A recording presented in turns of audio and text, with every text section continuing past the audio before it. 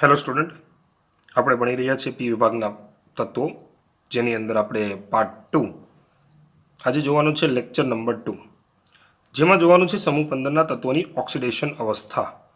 Oxidation અવસ્થાની વાત કરીએ તો કાલે આગળના લેક્ચરની અંદર ઓલરેડી ઓક્સિડેશન અવસ્થાની વાત કરેલી, પણ ઇન્ડિવિજ્યુઅલ એક એક તત્વની ઓક્સિડેશન અવસ્થા આપણે આજે જોવાની છે.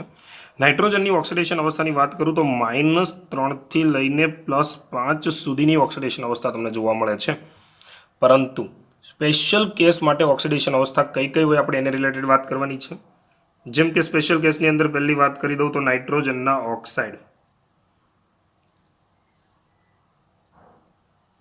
જ્યારે નાઇટ્રોજનના ઓક્સાઇડ બને ત્યારે ઓક્સિડેશન અવસ્થા +1 થી લઈ અને +5 સુધીની જોવા મળે છે.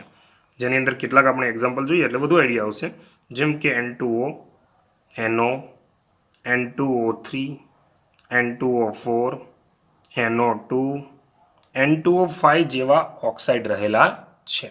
જેમની અંદર ઓક્સિડેશન અવસ્થાની વાત કરું તો પહેલા કેસમાં નાઇટ્રોજનનો ઓક્સિડેશન અવસ્થા +1, બીજામાં +2, N2O3માં +3, N2O4માં +4, NO2માં +4, N2O5માં +5 જેવી ઓક્સિડેશન અવસ્થા જોવા મળે છે. કારણ એનું શું? તો કે નાઇટ્રોજન સાથે છે કોણ ભાઈ? તો કે ઓક્સિજન. ઓક્સિજનની વિદ્યુતઋણતા કેવી? તો કે નાઇટ્રોજન કરતાં વધુ. એટલે નાઇટ્રોજન શું કરે? ઇલેક્ટ્રોન ગુમાવે. અને ઓક્સિજન શું કરે? ઇલેક્ટ્રોન મેળવે. હવે તો નાઇટ્રોજન ગુમાવી કેટલા શકે? તો કે નાઇટ્રોજન ગુમાવી શકે 1 થી લઈને 5 સુધી. એટલે એની ઓક્સિડેશન અવસ્થા કેટલી તમને જોવા મળે છે? 1 થી 5 સુધીની ઓક્સિડેશન અવસ્થા જોવા મળે છે. આ વાત કરી નાઇટ્રોજનના ઓક્સાઇડ. હવે વાત કરવાની છે નાઇટ્રોજનના ઓક્સો એસિડ. નાઇટ્રોજનના ઓક્સો એસિડ કયા કયા છે? તો કે નાઇટ્રોજનના ઓક્સો એસિડમાં મુખ્યત્વે બે છે, HNO3 અને HNO2. બંનેની અંદર ઓક્સિડેશન અવસ્થાની વાત કરીએ તો આમાં નાઇટ્રોજનની ઓક્સિડેશન અવસ્થા છે +5, આમાં નાઇટ્રોજનની ઓક્સિડેશન અવસ્થા છે +3. એકમાં +5 છે, એકમાં +3 છે. હવે વાત કરીએ ઓક્સિડેશન અવસ્થા +5. 5 એટલે મહત્તમ ઓક્સિડેશન અવસ્થા આવી ગઈ. આનાથી વધુ ઓક્સિડેશન અવસ્થા જોવા મળતી નથી, એટલે આમ વધુ મળી ગઈ. તો હવે શું થશે? જ્યારે તમે પ્રક્રિયા કરશો HNO3ની, ત્યારે એનો ઓક્સિડેશન આંક હંમેશા ઘટશે. ઘટશે એટલે તમે શું કહેશો? તો કે સાહેબ એ હંમેશા રિડક્શન જ કરશે. અને રિડક્શન કરે એને શું કહેવાય? પ્રબળ ઓક્સિડેશન કરતા. કારણ કે હંમેશા પોતાનું શું કરે છે? રિડક્શન, એટલે પ્રબળ ઓક્સિડેશન કરતા છે. હવે વાત કરું HNO2. HNO2 એટલે તો કે એનો ઓક્સિડેશન આંક નાઇટ્રોજનનો 3 છે, નાઇટ્રોસ એસિડ. નાઇટ્રોજનનો ઓક્સિડેશન નંબર 3 હોય તો હવે 3 થી 5 સુધી પણ જઈ શકે અને 3 થી ઘટી પણ શકે. તો મતલબ તો કે વધારી પણ શકે છે, ઘટાડી પણ શકે છે. આવું જ્યારે થતું હોય ત્યારે એને કહેવાય છે વિષમીકરણ. કહેવાય છે વિષમીકરણ. જેમ કે એકાદી પ્રક્રિયા એને રિલેટેડ જોઈએ એટલે વધુ આઈડિયા આવે આપણને. ફોર એક્ઝામ્પલ, HNO2ના 3 મોલ લઈ જો ગરમ કરવામાં આવે તો બની જાય HNO3 + 2 મોલ NO + H2O. જેમાં ઓક્સિડેશન આંક બોલો ચલો. તો કે ભાઈ આમાં નાઇટ્રોજનનો ઓક્સિડેશન આંક છે +3. અહીંયા કેટલો થશે? +5. અહીંયા કેટલો થઈ ગયો? +2. તો નાઇટ્રોજનના ઓક્સિડેશન આંકમાં શું ફેરફાર થયો? હતો 3. થયો કેટલો? 3માંથી 5. 5 થાય તો શું થયું? તો કે વધુ ભાઈ વધે તો શું કહેવાય? ઓક્સિડેશન. અહીંયા હતો 3. 3માંથી કેટલો થઈ ગયો? 2. ઓક્સિડેશન આંકમાં શું થયો? ઘટાડો. ઘટાડો થાય તો શું કહેવાય? રિડક્શન. તો મતલબ ઓક્સિડેશન ને રિડક્શન બંને વસ્તુ જે કરતો હોય તો એને આપણે શું કહીએ છીએ? વિષમીકરણ. તો મતલબ HNO2 છે તે વિષમીકરણ પ્રક્રિયા આપી શકે છે. હવે વાત કરીએ નાઇટ્રોજન જ્યારે ખાસ કરીને હેલોજન સાથે જોડાય ત્યારે શું થાય છે? તો કે હેલોજન સાથે એટલે હેલોજનને ઇલેક્ટ્રોન જોઈએ છે, નાઇટ્રોજનને આપવા પડે. નાઇટ્રોજન પોતે અધાતું, હેલોજન પણ અધાતું. તો એક વસ્તુ યાદ રાખજો કે ભાઈ નાઇટ્રોજન એ હેલોજન સાથે +5 ઓક્સિડેશન અવસ્થા ધરાવતો નથી. કારણ કે ડી અને એફ કક્ષક ગેરહાજર. ડી અને એફ કક્ષક ગેરહાજર હોય, કદ નાનું હોય એટલે 5 ઇલેક્ટ્રોન દેવા માટે સક્ષમ નથી. એટલે યાદ રાખજો MX5 બની શકવાના નથી. મતલબ નાઇટ્રોજન 5 હેલોજન સાથે જોડાય અને સ્થાયી રહી શકવાનો નથી. હવે વાત કરવાની છે ત્યાર પછી ફોસ્ફરસ સાથેની. ચલો ફોસ્ફરસની વાત કરીએ તો ફોસ્ફરસની સ્થાયી ઓક્સિડેશન અવસ્થા કઈ હતી, કોઈને યાદ છે ભાઈ? -3 +3 અને +5 જેવી ઓક્સિડેશન અવસ્થા જોવા મળે છે. હવે જોવાના છે ફોસ્ફરસના ઓક્સો એસિડ. ચલો ભાઈ ફોસ્ફરસના ઓક્સો એસિડ કયા કયા? તો કે ભાઈ ફોસ્ફરસના ઓક્સો એસિડના એક્ઝામ્પલ છે H3PO2, H3PO3 અને H3PO4. આ ત્રણે ત્રણ આગળ ભણવામાં આવી ગયેલા છે ઓલરેડી. એક પછી એક બધામાં ઓક્સિડેશન આંક બોલીએ. પહેલો છે હાઇપોફોસ્ફરસ એસિડ, જેની અંદર ફોસ્ફરસનો ઓક્સિડેશન આંક છે +1. બીજાનું નામ છે ભાઈ ઓર્થોફોસ્ફરસ એસિડ, જેની અંદર ફોસ્ફરસનો ઓક્સિડેશન આંક છે +3. ત્યાર પછી ફોસ્ફોરિક એસિડ, જેમાં ફોસ્ફરસનો ઓક્સિડેશન આંક છે +5. 5થી વધવાનો તો કે નથી ભાઈ, હંમેશા શું કરે તો કે ઘટે. ઘટે એટલે શું થાય તો કે રિડક્શન. આને કહી શકાય પ્રબળ ઓક્સિડેશન કરતા. હવે વાત રહી 3 વાળાની. તો કે 3 વાળા પાસે 2 ઓપ્શન છે ઓર્થોફોસ્ફરસ પાસે. કયા 2 ઓપ્શન? ઓક્સિડેશન આંકમાં વધારો કરી શકે, ઓક્સિડેશન આંકમાં ઘટાડો કરી શકે. જ્યારે કોઈ પણ ઓક્સિડેશન આંકમાં વધારો અને ઘટાડો બંને કરી શકતા હોય તો આપણે એને શું કહીએ છીએ તો કે વિષમીકરણ પ્રક્રિયા આપી શકે છે. યાદ રાખજો. ત્યાર પછી વાત કરવાની છે હવે આર્સેનિક, એન્ટીમની અને બિસ્મથ. આર્સેનિકની સ્થાયી ઓક્સિડેશન અવસ્થા -3 +3 અને +5. એન્ટીમનીની વાત કરું તો એન્ટીમનીની સ્થાયી ઓક્સિડેશન અવસ્થા +3 અને +5. જ્યારે બિસ્મથ માત્ર ને માત્ર +3. તો બધા જે છે કોમન ઓક્સિડેશન અવસ્થા ધરાવતા હોય એવી ઓક્સિડેશન અવસ્થા કઈ તો કે +3. અને આમ પણ એમ કીધું તું યાદ હોય તો કે ઉપરથી નીચે જતા +3ની સ્થાયીતામાં શું થાય? વધારો. ઉપરથી નીચે જતા +3ની સ્થાયીતા વધે છે. તો +3ની અંદર સમૂહમાં ઉપરથી નીચે તરફ જતા +3 ઓક્સિડેશન અવસ્થાની સ્થાયીતા વધે છે. તો હું ત્રણેયની સમાન ઓક્સિડેશન અવસ્થા લઈએ. આર્સેનિક +3, એન્ટીમની +3 અને બિસ્મથ +3. સવાલ એવો છે કે આ ત્રણમાંથી +3માં સૌથી વધુ સ્થાયી કોણ? તો કે ભાઈ આર્સેનિક કરતાં એન્ટીમની વધુ સ્થાયી, એન્ટીમની કરતાં બિસ્મથની +3 ઓક્સિડેશન અવસ્થા વધુ સ્થાયી છે. બીજી એક વસ્તુ, બિસ્મથ +5 તો બનાવતો જ નથી. કારણ તો કે તમને કાલે જ મેં કીધું હતું ઇલેક્ટ્રોન શરતના શું તો કે NH2 NP3. તો NH2નું કેન્દ્ર તરફનું આકર્ષણ વધારે હોય કારણ કે નિષ્ક્રિય યુગ્મ અસર જોવા મળે, જેને કારણે +5 ન બને.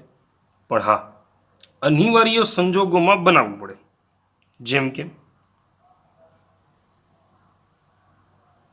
બિસ્મથ માત્ર ફ્લોરિન સાથે જ +5 ઓક્સિડેશન અવસ્થા ધરાવે છે.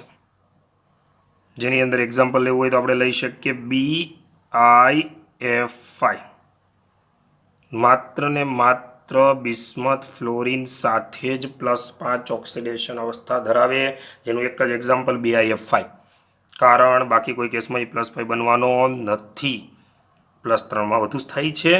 ઉપરથી નીચે જતા +3ની સ્થાયીતામાં પણ વધારો થાય છે. હવે વાત કરીએ થોડીક આ સમૂહના બધા જ તત્વોની ભેગી કરીને સામાન્ય વાત કરી લઈએ. તો કે નાઇટ્રોજન એટલે કદમાં સૌથી નાનો આ સમૂહનો, જેને કારણે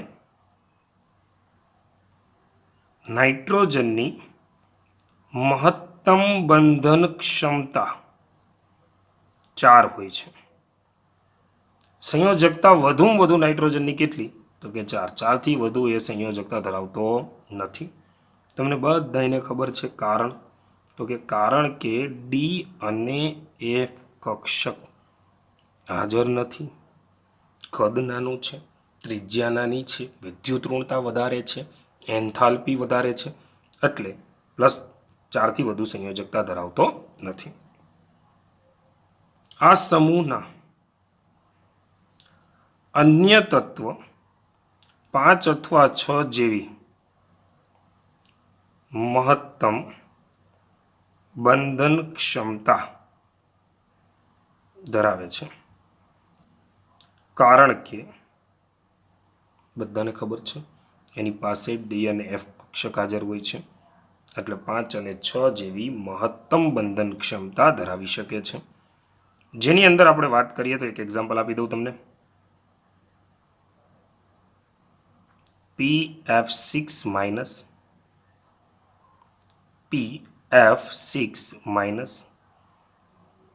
ફોસ્ફરસ હેક્ઝાફ્લોરાઇડ, જેની અંદર ઓક્સિડેશન મહત્તમ બંધન ક્ષમતા કેટલી થઈ છે? 6. ત્યાર પછી વાત કરીએ, હવે અહીંયા તમારી ઓક્સિડેશન અવસ્થાની વાત પૂરી થાય છે. હવે જોવાનું છે સમૂહ નંબર 15ના તત્વોના રાસાયણિક ગુણધર્મો, અથવા તો આપણે એમ પણ કહી શકીએ રાસાયણિક પ્રતિક્રિયાત્મકતા. એક પછી એક આપણે બધાની પ્રતિક્રિયાત્મકતાની વાત કરવાની છે. પહેલી પ્રતિક્રિયાત્મકતા છે હાઇડ્રોજન સાથેની પ્રક્રિયા અથવા પ્રતિક્રિયાત્મકતા. જો હાઇડ્રોજન સાથે પ્રક્રિયા કરવામાં આવે તો કયા પ્રકારના હાઇડ્રાઇડ બને? તો કહેવાય છે કે ભાઈ EH3 અને EH5 પ્રકારના હાઇડ્રાઇડ બને. પણ યાદ રાખજો, સૌથી વધારે જો કોઈ હાઇડ્રાઇડ બનતા હોય તો EH3, જે સ્થાયી હાઇડ્રાઇડ બનાવી શકાય છે. બધાના બનાવીએ આપણે. E બરાબર ધાતુ તત્વ લઈ લેશું, આ સમૂહના તત્વો લઈ લેશું આપણે. જેમ કે વાત કરીએ તો કયા પ્રકારના? NH3, PH3, ASH3, HBS3, BiH3 જેવા હાઇડ્રાઇડ બને છે. હવે બધી જ વાત આ તત્વોની કરવાની છે એક પછી એક. ધારો કે આપણે એમ કહીએ કે સમૂહમાં ઉપરથી નીચે જવું તો શું થાય? તો આંતર આણ્વીય હાઇડ્રોજન બંધની સ્થાયીતા ઘટે. કારણ કદ વધે, કેન્દ્રનું આકર્ષણ ઘટે, કારણ કે નાઇટ્રોજનનું કદ નાનું, કેન્દ્રનું આકર્ષણ સૌથી વધારે હોય. બિસ્મથનું કદ મોટું, કેન્દ્રનું આકર્ષણ ઓછું હોય. ચલો, ત્યાર પછી વાત કરીએ ઉપરથી નીચે જઈએ. આ બધા તત્વો પાસે પોતાના લોન પેડ ઇલેક્ટ્રોન હોય, કારણ કે ટોટલ બાહ્યતમ કક્ષામાં 5 હોય. વાપરા કેટલા? તો કે 3 હાઇડ્રોજન સાથે. હજી વધ્યા કેટલા? તો કે 2. એ 2 લોન પેડ પડ્યા છે. હવે વાત કરીએ લોન પેડ ઇલેક્ટ્રોનને ગુમાવવાની. તો નાઇટ્રોજન છે તે NH2 કક્ષકમાં, આ જે લોન પેડ છે NH2 કક્ષકમાં છે, એ NH2 કક્ષકના ઇલેક્ટ્રોન ઝડપથી ગુમાવી શકે છે. જ્યારે બિસ્મથ NH2નું કેન્દ્ર તરફનું આકર્ષણ વધુ હોવાથી એ ઇલેક્ટ્રોન ગુમાવી શકતો નથી. તો નાઇટ્રોજન ઝડપથી ઇલેક્ટ્રોન ગુમાવે છે, મતલબ એની બેઝિક સ્ટ્રેન્થ વધુ છે, તો બેઝિક ગુણ વધારે છે. તો ઉપરથી નીચે તરફ જતા શું થશે? તો કે બેઝિક ગુણ ઘટે અને એસિડિક ગુણ વધે. બીજું, ઉપરથી નીચે જાઓ એમ બિસ્મથ કદ મોટું, હાઇડ્રોજન ગુમાવવાની ક્ષમતા વધારે. તો ઉપરથી નીચે જતા હાઇડ્રોજન ગુમાવવાની ક્ષમતા વધે તો ઓક્સિડેશન વધે. હાઇડ્રોજન ગુમાવે તો ઓક્સિડેશન કહેવાય. તો એટલા માટે ઉપરથી નીચે જતા ઓક્સિડેશન વધે. જેમ ઓક્સિડેશન વધે તો એમ કહેવાય કે પ્રબળ રિડક્શન કર્તાનો ગુણ વધે. પ્રબળ રિડક્શન કર્તાનો ગુણ વધે તો એમ કહી શકાય જે BiH3 જે છે એ કેવો છે? પ્રબળ રિડક્શન કરતા. ત્યાર પછી વાત કરીએ ઉપરથી નીચે જતા કદ તો વધે જ છે. કદ વધે એટલે શું થાય? તો કે વિયોજન એન્થાલ્પી ઘટતી જાય.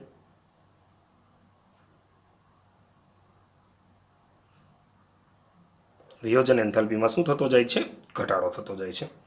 હવે વાત કરીએ તો આમાં સૌથી અગત્યનો કોઈ હાઇડ્રાઇડ હોય ને તો એક હાઇડ્રાઇડ છે NH3, જેનું પહેલી વાત કરી દઈએ થોડું એવી વધારાની વાત, તો કે કદ નાનું, વિદ્યુત ઋણતા વધારે.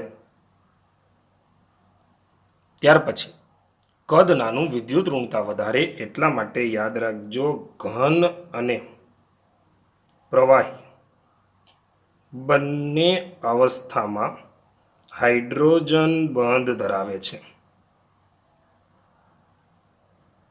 કદ નાનું, વિદ્યુત ઋણતા વધારે, એટલે ઘન અને પ્રવાહી બંને અવસ્થામાં એ કયો બંધ ધરાવે છે?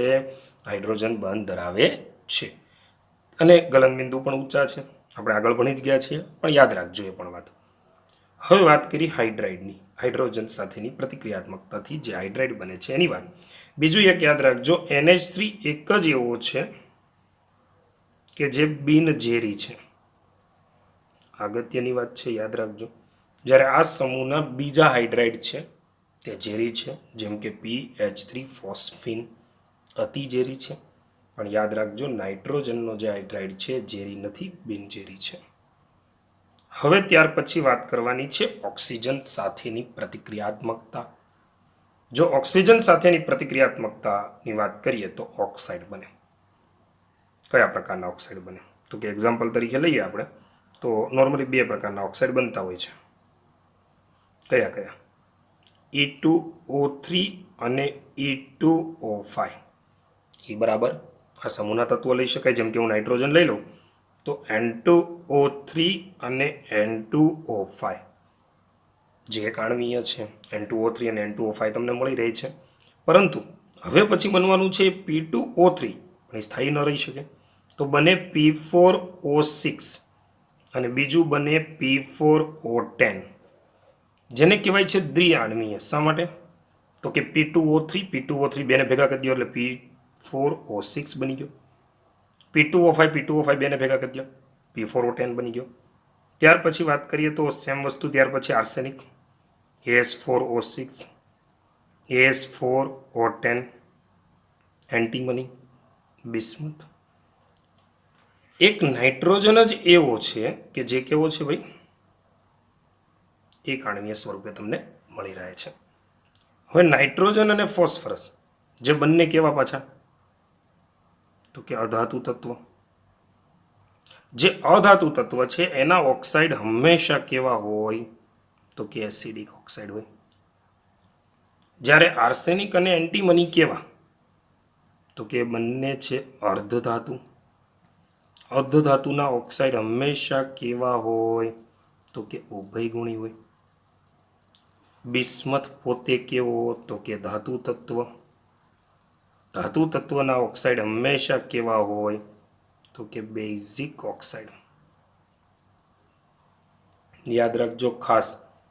હવે અહીંયા તમને ઓક્સાઇડ મળ્યા, કેટલા પ્રકારના મળ્યા? બે પ્રકારના, N2O3 અને N2O5, જેમાં નાઇટ્રોજન એક આણ્વીય છે, જ્યારે બાકીના બધા કેવા છે?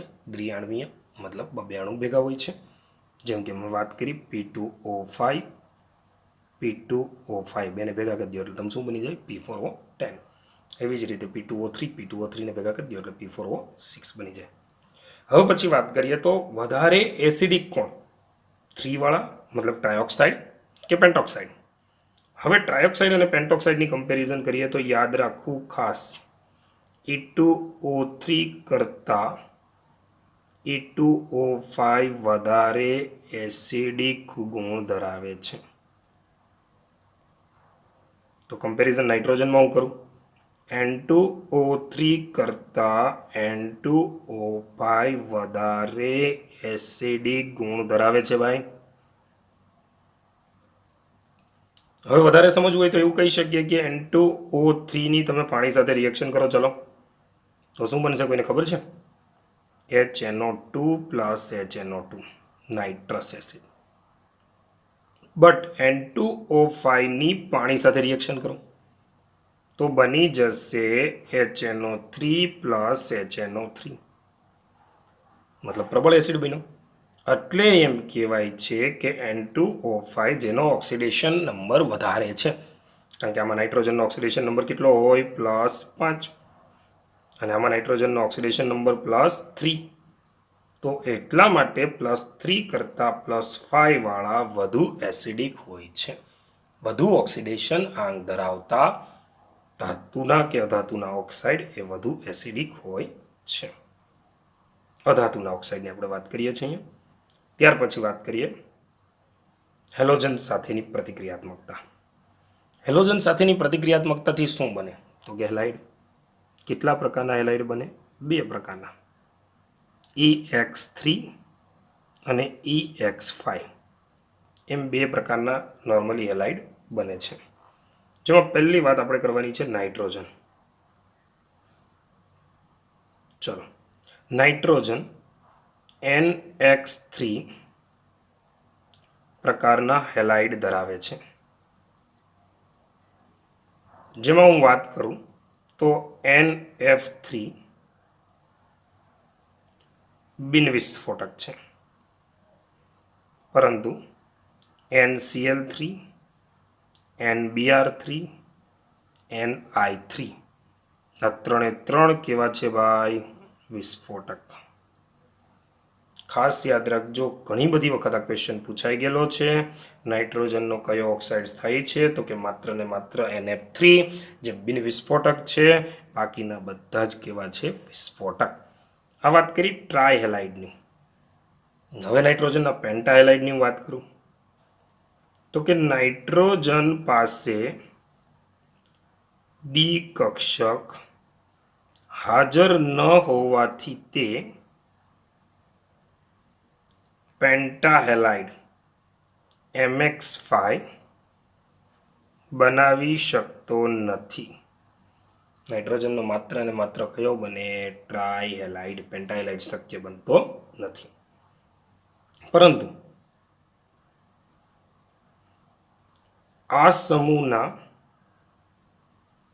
અન્ય તત્વો MX5 પ્રકારના પેન્ટાહેલાઇડ બનાવી શકે છે, કારણ કે કદ મોટું અને ડી કક્ષક હાજર હોય છે. ત્યાર પછી વાત કરીએ તો બે પ્રકારના પેન્ટાહેલાઇડ બને, ટ્રાયહેલાઇડ અને પેન્ટાહેલાઇડ બે બને છે. જેમની અંદર વાત કરીએ તો EX3 અને EX5.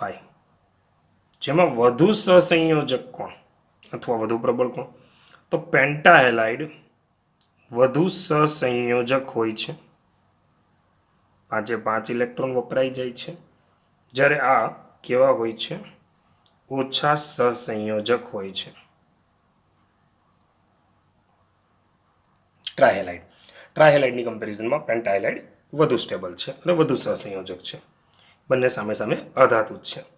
જ્યારે વાત કરું તો બિસ્મથ, BiF3 સિવાયના બધા જ ટ્રાયહેલાઇડ સહસંયોજક હોય છે.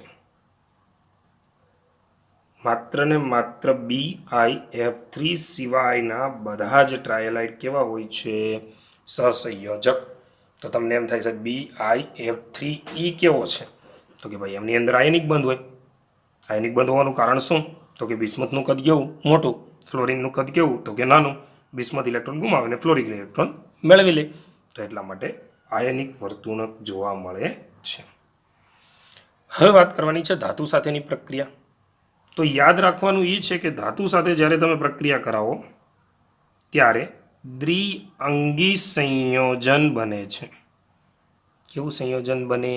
દ્વિઅંગી સંયોજન. જેની અંદર એમ કહી શકીએ આ સમૂહના તત્વ -3 ઓક્સિડેશન અવસ્થા ધરાવે. કારણ શું? તો કે સામેનો તત્વ ઇલેક્ટ્રોન ગુમાવશે, ધાતુ હશે. તો આ સમૂહના તત્વો પાસે ઓપ્શન શું?